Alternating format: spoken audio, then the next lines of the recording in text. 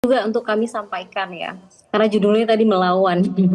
Jadi sebenarnya pengajuan pra peradilan ini tentu bukan bentuk perlawanan terhadap hukum, bukan perlawanan terhadap KPK sebagai institusi, dan juga bukan upaya menghindari proses hukum.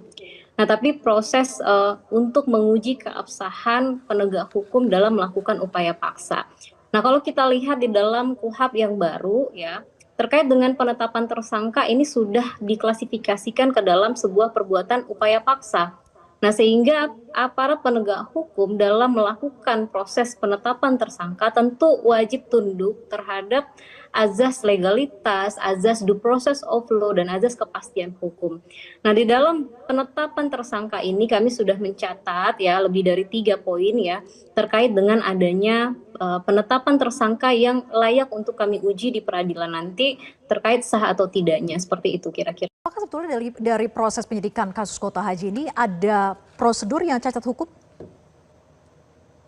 Iya, kalau kita lihat bahkan sampai hari ini pun kami tidak menerima surat penetapan tersangka, di mana semestinya di situ sudah mengurai terkait dengan uraian perkara, hak-hak tersangka, identitas, dan lain sebagainya.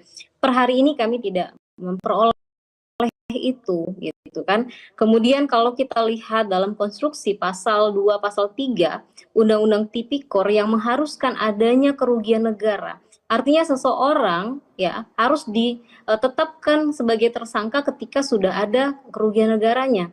Nah, sampai detik ini bahkan beberapa hari setelah penetapan tersangka, KPK masih menghimbau untuk PIHK mengembalikan dan lain sebagainya. Sehingga bahkan sampai hari Rabu kemarin ya kami dipanggil untuk pemeriksaan terkait dengan kerugian negara. Nah, mungkin saya klarifikasi, sebenarnya bukan pemanggilan kunci oleh pagu yang sudah diputuskan oleh DPR bahwa pagu penyelenggaraan biaya jamaah haji reguler itu 93 juta. Nah, dengan komposisi jamaah yang sudah padat, yang bisa dilakukan adalah memajukan kepada zona premium. Namun kan pagunya sudah dikunci oleh DPR. Itu kami sampaikan juga RDP, raker, surat penyesuaian, dan lain sebagainya. Kami berharap apa yang kami sampaikan kemarin ke BPK menjadi bahan tambahan sehingga mereka bisa memutuskan apakah betul ada kerugian negara ataupun tidak, seperti itu. Oke, saya ke Mas Yudi lagi.